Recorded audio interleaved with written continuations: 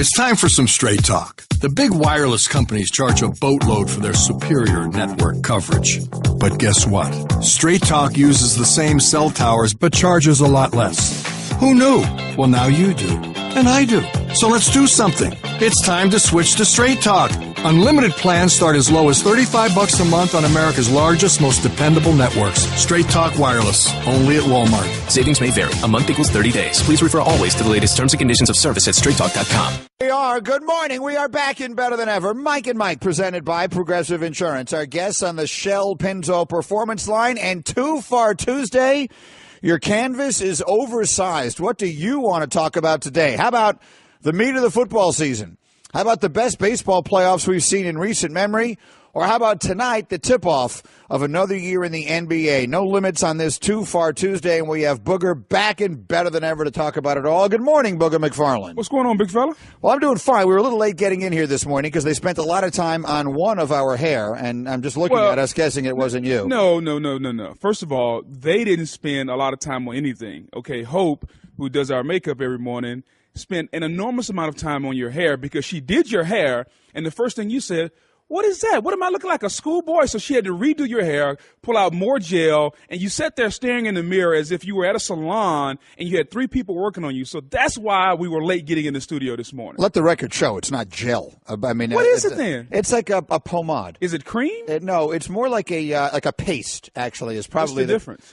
Well, there's an enormous difference. I mean, have you ever seen a gel? A gel is more it like... It does the same thing, though. It does actually nowhere near the same thing. Wow. To suggest those two do the same thing is to suggest that a hamburger and a turkey burger are the same thing. It puts your hair in a spot where it shouldn't move. I know, but in this particular case, what the paste does so nicely is it does it without giving it any sort of a wet look.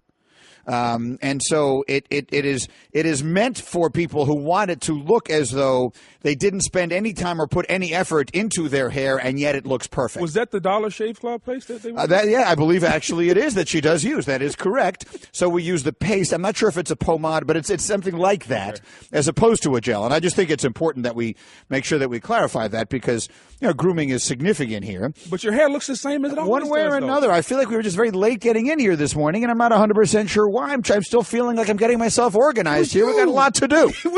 I don't know. We're trying to get together. We got ribs. We got all kinds of stuff working out there. We're going to have a feast. We're going to literally have a feast in here this morning, which I'm looking forward to, courtesy of my trainer, the man who is making me the Mamba, who is a huge fan of yours, who my friend Alex, who is not only is he my physical trainer, but he's one of these guys. He travels around and he competes in these barbecue competitions.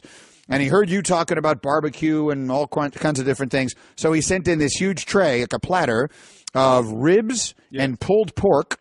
And as we speak, it is being taken over to the ESPN cafeteria in search of an oven so that it can be heated up. And hopefully soon we will be having it. Here's the one thing I'm going to request. No, I take that back. I'm going to demand, and I'm going to make sure it happens. Okay. When we do taste said ribs and pulled pork, they aren't bringing any forks. There are no forks. There are no napkins. We are picking the pulled pork and the ribs up with our fingers. We're putting it in our mouth. If there's any excess sauce, we will lick the excess sauce with our tongue and taste it that way. There will be no napkins. There will be no forks. I'm demanding that. I'm going to invoke Golik's hammer on that. If there will be no napkins and there will be no forks, there will be no Greeny participation. But that's that's a whole other conversation. All right, we're going to do Too Far Tuesday today because we are jam-packed. And, of course, it begins with the start of the NBA regular season tonight. And one of the games that we would have circled on the calendar comes up immediately. Booger, we got Kyrie Irving and the Celtics visiting LeBron and the Cavs. Now, it's not 100% certain that LeBron is going to play. He's got the ankle. J.R. Smith said yesterday, LeBron is going. Ty Lue was not quite as committal on that. What is your guess on whether we see LeBron or not? Well, first of all, Ty Lue said, ask him. Right. I thought that was kind of funny, number one. I think LeBron James is going to play. He realizes the enormity of this game, Greeny, and when you think about an offseason, when all we talked about were players sitting because they were healthy, I think even though LeBron's ankle is bum, I think they want to get off to a good start. And to me, it'll be funny tonight how Kyrie Irving is received. Because LeBron and D-Wade, they don't think it's going to be near the way it was when LeBron first came back to Cleveland when he was in Miami. I don't either. I think Kyrie is going to get booed, but in the end, I'm looking forward to the matchup. I think it's going to be an outstanding game, especially since we think LeBron's going to play. LeBron is 6-0 all-time against Kyrie. Of course, all those games would have been when LeBron was on that great team in Miami and Kyrie was on those terrible teams in Cleveland. He's going to get booed loudly and vociferously and justifiably. Right. If this situation doesn't demand a booing, nothing should. And I'll make it very clear, my stance on this. I've said it a million times. Boo him until your lungs hurt. I have zero issue with that. Leave his family out of it, which is to say that if his family is at the game or whatever it is, you leave them alone. You sit there and you voice your displeasure. He wanted out. You have every right. You are well within your right to sit there and boo as loudly as you want to. Don't make it personal. Don't get horrible. There should be obvious lines that should not be crossed, that don't have to be delineated ahead of time. But if you want to boo the guy because he wanted out of your town and now he has taken some subtle, maybe not so subtle shots at Cleveland in the aftermath, I have zero issue with that. Do you think LeBron and Kyrie embrace at all? No. You don't? I think they well, do they? I think they dap up but don't show love. Does that make any sense? I think there's a little. Give me the knuckle. Knuckles? I can give you that, but I don't think they go in for the hug. See, I do because they go in for the hug. Yes, because I think the bro hug. I think LeBron James is a guy who wants to put off the aura that listen, there are no bad feelings here. This is not going to be a harmonious return, but I do want to give off and show. You know what? I appreciate the kid for what he did for me when he was. But a hug is a two-way street. Yeah, but Kyrie has to want that too. I think that will be the moment everybody's going to watch in the beginning. Much like when Kobe and Shaq first got together. Oh, yeah. We're going to watch and see if they embrace Knuckles or bro hug. I want to see that. All right. Well, I got 3-1 on the Knuckles, 8-1 on the bro hug. Off the top. Meanwhile, the late game today, the Warriors host the Rockets. I got numbers for you here. The Westgate Las Vegas Superbook says the Warriors are, quote, the highest favorite we've ever had going into any season, any team, and any sport. Our basketball power index has them favored in all 82 of their games and gives them a 58% chance of winning the title. So I guess I would ask you, we had the commissioner on yesterday, and listen, this has been my favorite sport my whole life. Right. But are the Warriors so good that it takes some of the fun out of it for you? No, because I think you still have to go out and play the 82 games. And much like we see in any other sport, Greeny, we don't know what the injuries are going to be like. All it takes is one turned ankle. We saw this in Clemson football, and now Clemson is not Clemson anymore. They look like a different team. If somebody gets hurt for Golden State, I think the bigger thing for me out of this game tonight, I want to see, what does James Harden and the Chris Paul experiment look like? Because James Harden is used to playing without the basketball, even though he had it a lot last year. Chris Paul has to have the ball as a point guard. So how's that going to go? Is Harden going to give up the basketball and allow Chris Paul to run the offense? To me, that experiment, because if anybody is to challenge Golden State in the West, don't we think it's Houston or San Antonio, like one of those two? How about Oklahoma City? Yeah, some you can put them in have there. made themselves interesting. I believe that the league is top heavy, but it's not one heavy. Correct. Yes, Golden State is head and shoulders the best team, and barring injury, I believe they win. But there is enough in the rest of these teams that have mounted a challenge to keep it interesting, I think, as the season goes along. All right, Monday Night Football goes to the Titans. They come from behind. They beat the Colts. They had lost 11 straight games to Indy. Marcus Mariota plays. He has the hamstring, so he didn't have his usual mobility. What did you see last night? I saw a very mature Marcus Mariota because he played the football game from the pocket. And this is the one thing I've been wanting to see for the longest. The only time he broke out of the pocket, he slid. And so he proved last night to me the one thing that I think a lot of people wanted to see. Could he stay in the pocket and not run and win a football game? And he had almost a career high throwing for over 300 yards last night. I'm more concerned about the coach. What the hell is going on with Andrew Luck? I mean, they said last night he probably won't play next week also. At some point, like now we're past the point, if you were to put him on the PUP list, he would be eligible to return right now. So why didn't you put him on in the beginning? I think the coach, there's something going on in Indy with Andrew Luck's shoulder. I don't believe we're getting the full story, and I think a lot of people are concerned about that. All right, we'll see. Off the top. Elsewhere, the Zeke Elliott situation. I mean, by the NFL, at a time when what they really need are good on-the-field stories, They got a lot of off-the-field stories. We got the NFLPA now seeking a temporary restraining order that would again postpone Zeke Elliott's 6-game suspension. What do you make of all this, the twists and the turns, Booger McFarland? I just want finality. You know, we can talk about distractions, and to me, distractions are something that's overrated, especially with professionals.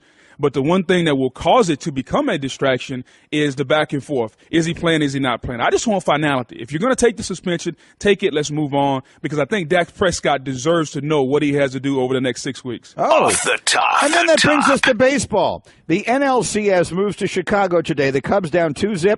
Host the Dodgers in what is practically a must-win. We all know there's only been one team ever to come from 3-0 down to win a postseason series. Cubbies come back home. What do you make of this thing, Booger? Can the Cubs get back into the NLCS? They can, but they're going to have to hit, Greeny. Think about this. They've scored 20 runs in the postseason in 7 games. Of those 20 runs in 7 games, 9 of them came in the last game. So really, Greeny, you take away the last game, they've scored 11 runs in 6 games. Where's the Cubs' offense? Chris Bryant, Rizzo, where are these guys at? These guys have to step up and hit the baseball.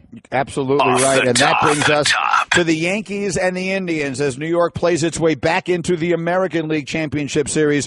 And let's pause on that thought and tell you that Mike and our Off the Top is presented by Progressive Insurance. You can test drive Snapshot, see how much you could save before switching to Progressive. Visit progressive.com/snapshot. Yankees get the win, one they desperately needed. Their bats come alive. And while the story this morning will be about Aaron Judge hitting a home run and the 2 catches he made in the outfield and the Yankee offense finally getting it going and cutting loose for 8 runs, the biggest stories in this series really at this point, if you look at it, despite having a 2-1 lead, the Astros have only scored 5 runs in 3 games against Yankee pitching. And right now, CC Sabathia's performance in this postseason has been nothing short of ridiculously good. At the age of 37, Sabathia was more than good enough to win Game 2 of the series against Cleveland. He was spectacular in the decisive Game 5. And then last night, he throws 6 shutout innings against a Houston offense that we were saying was historically good through this regular season. So how about the performance of the aged CC Sabathia to keep the Yankees season alive? You know, Greeny, we often talk about which would you rather have, great talent or great experience. And CC Sabathia, he's nowhere near the pitcher that he was several years ago. But what he is, he's an experienced pitcher. He understands the moment. He understands the one thing in baseball that everyone, when I talk to in baseball, all the scouts, they say, you know what? The reason game 161 and game 58 matters is because the guys, when they go out there, they're able to treat the games the same. They don't raise the enormity of the games. And you have to be a veteran player to understand to do that in the postseason. And CC Sabathia can do that. Last night, Green, he went out there as a veteran player. And he pitched the game like a veteran should. He didn't get too high, didn't get too low, and he was spot on with his location. I thought he, from the standpoint of the moment not being too big, being down, having to come out and get a win, I thought he was outstanding last night. Yeah, it was exactly what the Yankees needed at home. For Sabathia, it's the first scoreless outing of his postseason career. At 37, he's the oldest Yankee pitcher with 6 scoreless innings in the postseason since Roger Clemens in Game 2 of the 2000 World Series. So that was the performance for him. On the other side of it, the Yankee offense got going last night as well. And I tell you what, they woke up in that series. Look, against Cleveland, they were never really asleep. They got blown out in Game 1, then they had the ridiculous Game 2. That the Girardi game that people will talk about, but they certainly hit in that game, and then they took care of business the rest of the way with 3 straight wins. Now they got held to 2 runs in Houston by the combination of Keuchel and Verlander, and that's the real problem they have, is those guys are coming around the bend. What was that song? She'll be coming around the mountain when she comes. Well, Keuchel and Verlander are coming around the mountain again, they are. And they're going to have to find a way to get to at least one of those 2 guys. But for last night, Aaron Judge finally hit the ball. He made 2 big plays in the field. The Yankees got themselves some life. Well, no doubt. And if you're the Yankees in that offense, okay, you have to get somebody going, okay, whether it's Frazier, whether it's Judge, whether it's Sanchez. And it was just good to see Aaron Judge, who's been in a horrific slump, come out and hit the baseball. And when he hits, when you have one of your stars that can hit the baseball, it's an infectious feeling because everybody in the clubhouse starts feeling like, okay, now we can get going. They need a couple of guys. You don't have to get everybody to get going, but especially the meat of their lineup. And it was good to see him, a young player, because oftentimes when young players struggle, that tends to take over out into the field. Last night he made a couple of defensive plays that were really good,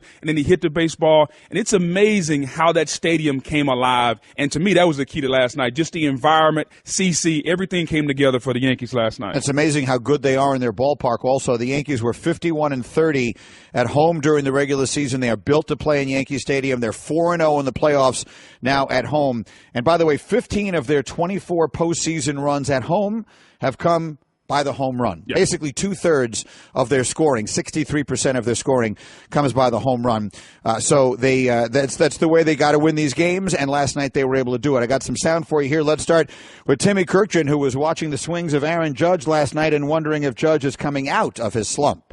I think the Aaron Judge factor is really important. When he plays really well, like he did tonight, hits a home run and makes 2 really good defensive plays, I think they kind of rally around him a little bit. And Scott, he's so big. We've been over this a million times, but you have to be a great athlete to make those 2 plays that he did. And he's a basketball player, he's a football player, and he's got baseball skills. So you take the athleticism needed to play those other sports and the skill required to play baseball. That's how he makes plays like that and comes out of slumps. And maybe, who knows, maybe he's out of it. It is phenomenal and fascinating, I think, that this series and really the American League season comes down to the 2 players who I think will finish 1-2 in the American League MVP voting, and that is Altuve and Judge. Who wins? Well, I think Altuve wins the MVP. Right. Who wins this series remains to be seen, of course. But, I mean, Altuve could sit on my shoulders. I'm not sure he's as big as Judge, right? He's 5'5". It's hilarious. I mean, yesterday, Buster Olney only half-jokingly said that Buster, towers over Altuve when they do interviews. And Aaron Judge, and Buster needs like a step stool, which is fine. I mean, forget a step stool. He needs like a Werner ladder. I mean, he's got to get all the way up there because Judge is just so big. So that's the enormous performance there. Yankees get the win. It sort of feels that they have life. I'm rooting for the Yankees and the Cubs. You know what's interesting, too? I'm going to be interested to follow the ratings. And Hembo, maybe you can get me something on the ratings so far. But as I was watching the game on Saturday, I just found myself noodling around. And I don't know why I did this, but I went on, I Googled metropolitan specific city populations. Okay. In the United States. There are 4 cities in the United States that have a population of greater than 2 million people. This is not equivalent to the size of the television market because television market sizes are they vary sometimes just specifically from the city population. Mm-hmm. But there are 4 cities in the United States that have 2 million people or more in them, and they happen to be the 4 teams that are left in the playoffs. It's New York, it's Los Angeles, it's Chicago, and it's Houston. So in a sport that is becoming ever more significantly regionalized, I think we're going to have really good ratings for these playoffs, and I'm looking forward to seeing what they look like in the number last night. Were you bored this weekend? No.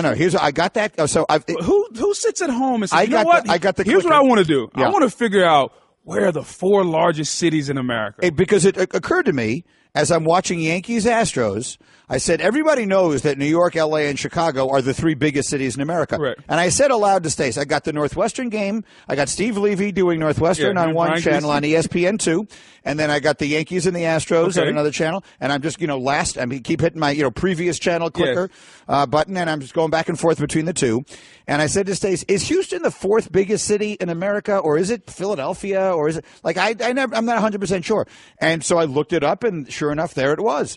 This is the way. I mean, look, I'm doing research, Booger. Well, I think you're bored, but okay. But one way or another, that's what I discovered. And so I'll be curious to see what the ratings are for this. I think they're going to be very, very good. That was Timmy Kirkjian. He was at the mics, brought to you by Dave & Buster's. Watch the games and play the games at your football headquarters, Dave & Buster's. We have plenty of football to get you today and plenty of baseball to get you today. And, of course, the NBA season tips off tonight. And I've got odds from Las Vegas on who is going to be the NBA's most valuable player this regular season. Booger, if you had to right now throw a couple of bucks down, some money that mattered to you, on who you believe will be the NBA's MVP of this regular season, who would you throw it on? Russell Westbrook.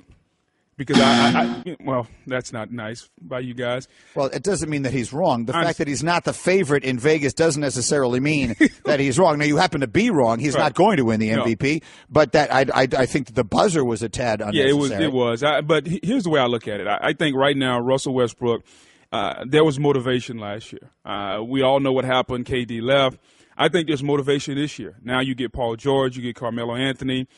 Russell Westbrook has signed the extension. He's staying in Oklahoma City. So now he has to prove not only did he do the right thing, but can he convince one of those guys to stay with him? Otherwise, you get back to the same situation that he had, which is Russell Westbrook and a band of misfit toys. I think he's going to come out highly motivated. I think he's going to play well. And he's still the straw that's going to stir that drink. Paul George is going to be a great number 2. Carmelo, if he can basically take his personality and say, you know what, I'm going to be a good number 3, a complimentary player, I think this team in Oklahoma City could be outstanding. But that's the one caveat. Can Carmelo humble himself to say, you know what, I'm not the number 1. I'm not even the number 2 option on this team. He has to embrace the role of being number 3. If he can do that, I think they have an outstanding chance to be maybe 2 or 3 in the West. It's interesting because Carmelo, I agree with you that he's overall the 3rd best player on that team. Yes. But he might be, in certain situations, their number 1 scoring option.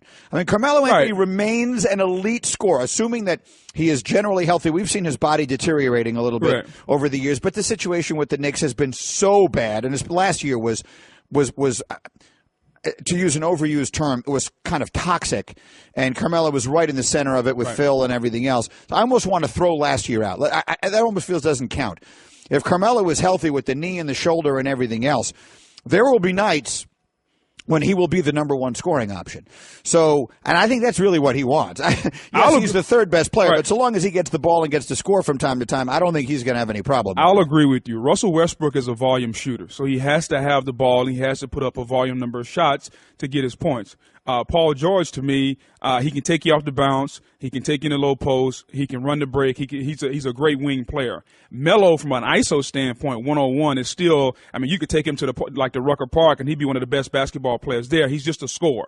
He knows how to get buckets, Greeny. Like, that's the thing when people talk about Melo. He's a guy that can get you a bucket anytime you want. But when it comes to running an offense down the stretch, I think Westbrook is going to have the ball. He's going to be the facilitator. As fast as he is, as athletic as he is, driving to the bucket, I think Melo may become a spot-up shooter, a spot-up three-point shooter. And I think George will be the guy who takes people off the dribble. So you're right from a scoring standpoint. I just don't know if Melo's going to have the ball enough because of the volume that Russell Westbrook is going to dictate him having the ball, him being a volume shooter. We're Mike and Mike. We're presented by Progressive Insurance, and we are just getting started. Jam-packed will be all morning long on the Shell Pennzoil Performance Line, including Timmy Kirkchin and Ryan Clark, and Steven Jackson, Paul Feinbaum, and a whole lot more coming up this morning. You'll hear from CC Sabathia. You'll hear from Draymond Green. You'll hear from Todd Bowles. You'll hear from a testy Mike McCarthy. All those coming up shortly. Plus, I will tell you who the favorite is in Vegas to win the MVP, and I'll tell you who's actually going to win it. Hey everyone, Mike Golick here. Support for the Mike and Mike podcast comes from our friends at Rocket Mortgage by Quicken Loans. Chances are you're confident when it comes to your work, your hobbies, your life. Rocket Mortgage gives you that same level of confidence when it comes to buying a home or refinancing your existing home loan. Rocket Mortgage is simple, allowing you to fully understand all the details and be confident you're getting the right mortgage for you. To get started, go to rocketmortgage.com/Mikes. Equal housing lender, licensed in all 50 states, NMLS, consumeraccess.org number 3030. Home isn't just a place, it's a feeling that you're safe to enjoy the things that matter most. ADT lets you take that feeling with you, whether you're at home, your business, or online. We help keep you safe with security systems, home automation, alarms, and surveillance, so you can feel at home wherever you are. Go to ADT.com to get that feeling for less than $1 a day. ADT. Home. Safe home. All right, Mike and Mike, Booger McFarland in for Golick today. We'll get to the Too Far Tuesday tweets in a second. First, though, I want you to hear Chris Singleton talking about the performance of CC Sabathia, because what should not be lost in the home runs that Aaron Judge is hitting and everything else is that this has been like a renaissance. What a postseason this has been for CC Sabathia, who has actually been a stopper for the Yankees all year. He is now 10-0 with an ERA of 1.69 following losses this season. So CC pitching like an ace. And here are the thoughts of Chris Singleton, who's doing the games on ESPN Radio. He's embraced the humbling experience of getting older, having some injuries, and losing velocity, and turning to finesse. And it's not an easy thing to do. You don't see a whole lot of pitchers of his caliber make that transition successfully. And he's pitched well, and he's in a position at 37 years old, and having talked to CC, he by no means sees his career about over. I mean, he wants to continue to pitch for, several years to come. Booger, I think that there's one thing in all sports. We were just talking about Carmelo Anthony and whether Melo will assume, is not the word I'm looking for, accept a different style, whether he will accept that, okay, I used to be X, now I'm Y. Y can still be good. Like a lot of great players, all-time great players, will look at it and say, if I can't still be what I was, I don't want any part of this. So here's a guy like Sabathia. Take me through that mentality as a guy who played yourself for a long, long time of saying, okay, maybe I can't do what I used to do, but I can still go out there and be a significant contributor. Well, Greeny, the person that you have to be most honest with is yourself. And we see it all the time in football when great corners go from corner to safety when they lose a step, and realizing that I can't be the same player that I was, but the experience that I've gained over the years can help me still make plays. And I think it's important on a couple of reasons. On a couple of notes, should I say, to look at CC. It's amazing to me the maturation of him, and also to look at his physical status. CC lost a ton of weight. When he lost all that weight, he looked great physically, but he wasn't the same pitcher. Now you see CC, and I'm not trying to mock him. He's got a little Dunlap there going. His guts kind of – let's be honest. His guts kind of come over, and he's throwing the lights out of the baseball because I think he's very comfortable with who he is. I think the fact that he's a free agent after the season, there's some motivation there, how he's pitching. And I think overall he's a veteran guy who understands what the postseason is like in his sports. The number one thing people always tell me about baseball, Greeny, is you can't force it. You have to allow it to happen. You can't make the sport. Like in basketball and football, the coach says, hey, go make a play. Baseball, you can't do that. Every player I talk to in baseball says you can't go make a play. You have to allow the plays to happen. And as a pitcher, you have to have that mindset. You can't go out trying to throw a no-hitter. You just got to go out, throw pitch by pitch, try to get your location, try to throw strikes, trust your defense, and CC does that. I just like the fact that he's a big guy doing it. The fact that he lost all that weight kind of put the big guys in a terrible position around the country, because if he would have pitched well, everybody's saying, you know what, everybody that's an athlete lose weight. The fact that CC's now fat again, it's okay to be fat. That's why I think that Pat Perez should be your favorite golfer in the world. Did you see the quotes from him the other day? So Pat Perez wins an event. I think they were playing like in Kuala Lumpur or something like that. But I got to find it in Malaysia. Where isn't that Kuala Lumpur? Are those two different things? Did you just correct me to the same thing in my ear, Brooksy? So I said in Kuala Lumpur. That's like me saying I think they were playing in Chicago, and he said America. I mean, no, yes, we get it. That did not require being corrected. How about finding me the quotes here? Just because the other day I have them saved, but they're from the notes from the other day. But he had a very funny quote about how he's not getting himself into shape again. And I was going to read these to Golick the other day, but I never got to it. I tell you, here another guy that did that, Duffner. Yeah, Duffner. He lost a bunch of weight. And now he's gaining it back. He's gaining it back. Here are the quotes from Pat Perez. When he wins the event this week, he said, quote, I'm not going to change anything. I'm still not going to work out. I'm still going to have a bad diet, and I'm going to enjoy myself. That's it. And that's what CC Sabathia is doing. And he's getting the job done as well for the Yankees, who have life. Mike and Mike, the baseball playoffs continue. Everything is going on. Everything is fair game in today's hashtag Too Far Tuesday. So let's get those going here through the 1-800-Flowers.com Twitter feed. Bucky tweets, Too Far Tuesday. Kyrie will outscore LeBron tonight, but the Cavs win. What do you think? Who will score more points tonight, Kyrie or LeBron? I don't think that's too far. I think LeBron, depending on how the ankle feels, I don't think he's going to be too assertive offensively. I think he's going to want to get some of the new guys involved. D. Wade is probably going to want to go off tonight, especially if he's healthy. So I don't think that's too far. As a matter of fact, I think that will happen tonight. How about this? How about if I were to take it a step farther? I believe Kyrie will average more points this season than LeBron does. Agreed. I think he will. I think if you look at how their teams are built, Kyrie really, in my opinion, has to score. I know they have Gordon Hayward and Horford, and we don't know what the rookie Tatum's going to be like. Usually rookies are up and down. I think Kyrie's trying to prove a point. We talk about motivation from a point guard standpoint.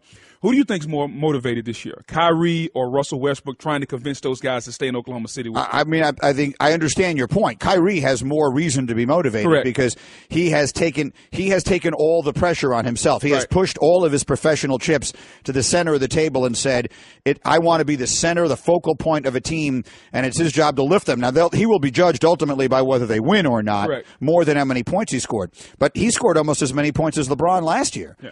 right? So give me those numbers quickly. He was their best offensive option down the stretch. Like LeBron would defer to him because he's a better free throw shooter than LeBron, especially if he gets fouled going to the hole. He is a brilliant offensive player, an absolutely brilliant offensive player. So I don't think that's too far. Hashtag Too Far Tuesday from Matthew. The Saints are quietly the hottest team in the NFL with a good defense. It's way too far. Is it? Yes. They're hot. I mean, they were 0-2 and left for dead, and here they are.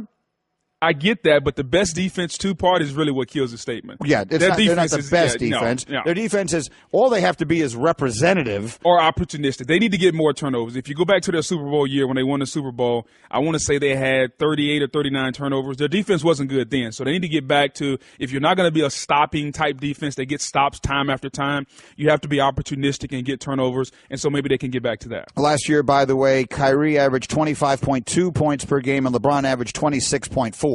So a 1.2 point differential. I believe Kyrie will average more points than LeBron this year. David tweets, the Eagles are going to the Super Bowl. Hashtag Too Far Tuesday. I don't think that's too far at all. Too far? I think they're the best team in the NFC right now. And then Joel tweets, the Giants end the season with a winning record. Hashtag Too Far Tuesday. You're laughing. No way? Are you serious? No way they couldn't climb their way back to... I wouldn't bet your money on that. Are you kidding me? Fair enough. Then, and I certainly wouldn't. So keep those coming. Hashtag Too Far Tuesday. We'll do it all morning long. Las Vegas says the favorite to win the MVP award this year is LeBron James. Greeny says, I don't see it that way. I think Kawhi Leonard is going to be the MVP because I think these things, whether this is the right way or the wrong way, it feels as though they give it to the guy whose turn it is. You know, that's what the NBA regular season is for. You could give LeBron James the MVP award every single year in the same way you could have given Michael Jordan the MVP award every single year when he was playing. Right. But every now and again it feels like they give it to the person whose turn it is next. So I believe Kawhi's turn. Kawhi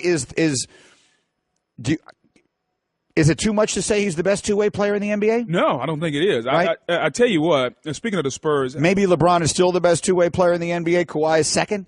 Draymond is up there, especially with his defense. But Draymond's not an offensive player like those guys are. He does so much on the defense. Oh, no, he's a fine player. But, I mean, Draymond is a top 12 to 15 player in the league. I understand. Kawhi, to me, is top 2 or 3. Yes, Kawhi is definitely the top of the list. I think he is the best two-way. When we start thinking about the best two-way players in the game, I'm just throwing out the guys that you think of. Paul George, Chris Paul, Kawhi Leonard, obviously, and Draymond Green is right up there. The other guy that you throw into the mix, and he's right now 1, 2, 3, 4, 5th in Vegas, is the Greek Freak, is Antetokounmpo. And let's just see what that guy is. There was a highlight I saw the other day of him giving chase, coming up from, I guess, a preseason game, so who's paying attention?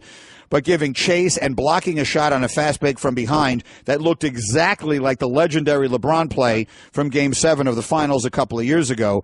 That kid, who knows? If he takes another step forward, then we may finish this season by saying he's the best player in the world. But doesn't it feel like we need to see him take that step? Of course. And I get it. He's still young. And I'm not saying by any stretch of the imagination that his time has come. But it feels like we've been seeing that for a couple of years. We need to see him take that step and be in the MVP conversation, not just be an up-and-comer. Well, listen, they won more games than they lost last year. He's the overwhelming reason why. He led his team in every statistical category.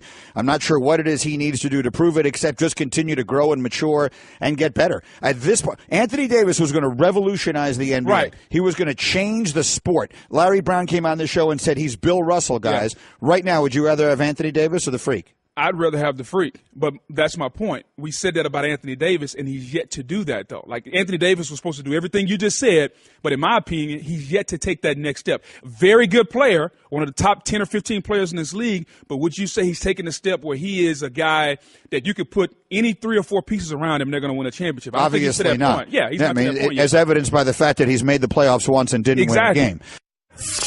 Hey girl, have you done something new with your scales? Using new moisturizer? Nice. It really brings out the hazel in your eyes. Oh, hold on. Are you using whitening strips too? Your fangs look good, girl. Really good. A really charming snake charmer? Surprising. What's not surprising? How much you could save by switching to Geico. Wait, what? Have you been doing Pilates too? Geico. 15 minutes could save you 15% or more. Hashtag Too Far Tuesday. Josh tweets, both the Yankees and Cubs will come from 0-2 holes to win their respective series. Hashtag Too Far Tuesday. The Yankees, of course, are now at 1-2. What do you think, Booger? I think that's a possibility. I do think the Yankees are going to come back. I think the Cubs are in a very, very tough situation because I think the Dodgers are hot. I think the Dodgers pitching is in good shape. And I mean, when you look at the Cubs against this Dodger bullpen, what's the number here, boy? They're like 0 for 24 against Dodger relievers. Yeah, they don't have a hit in this series. Yeah, so normally you want to get to the bullpen. They want to keep their starters in, meaning the Cubs. And so I think that the Cubs are in a very, very – even though I love Joe Madden, I think they're in a tough situation. We'll see. They come home tonight. GB, Too Far Tuesday. The Yankees will complete the comeback and win the series 4-2. That's not too far. Again, I don't think either of us think it is. GB also tweets us. Wow, he's busy this morning. Hashtag Too Far Tuesday. Kyrie will score 50 and Boston will win tonight. We'll keep an eye on all that, all the Twitter through the 1-800-Flowers.com Twitter feed. Meanwhile, let me play you Todd Bowles, coach of the Jets. He's on the Michael Kay show yesterday, ESPN Radio in New York, talking about, I think it's important that we don't overstate this. The worst call in the history of organized sports. The call the other day on the pylon with the touchdown that wasn't by Austin Safarian-Jenkins. And here was Todd Bowles once again, to my endless frustration, taking the high road. I'm not fixating on it. We're moving on to Miami. It can't change. He made the call. Whether you see it or don't see it or agree or disagree with it, as a coach, you got to move on from it. So we had other opportunities to win the ball game and make plays, and we didn't make them. So here's the thing, and listen, Todd Bowles is winning me over with just the way – look, the only way you can judge a coach is you take a look at the players and you say, is he winning more games, fewer games, or about the same number of games as you would expect? He's got them playing way better than I would have imagined. I give him all the credit in the world, even if some of the in-game stuff he does I don't like. I wanted him breaking a chair after that game. I really did. There was another quote I saw attributed to him where he said, I'm not going to cry about it all week. Well, guess what? I am. I'm going to cry about it all week. I don't have to start worrying about Miami until next Sunday. Right. For the remainder of this week, I'm going to be in a very bad mood. And once again, I'm writing a sternly worded letter titled Dear Crooks. Yeah. Now, they stand up behind this call the other day. They come out and say, oh, yes, we think this was an obviously and good call. If you're going to tell me that with 100% certainty, beyond any doubt whatsoever, indisputable, which I've defined again on this air, that there was zero question that ball was loose at the time that Safarian-Jenkins hit the pylon, I'm going to tell you that I'd love to see you in court sometime because your standard of proof is awfully low. That to me is an I will never, ever, ever change my mind. That was a ridiculous overturn. Is it the right call if the standard of proof is 50-50? Maybe.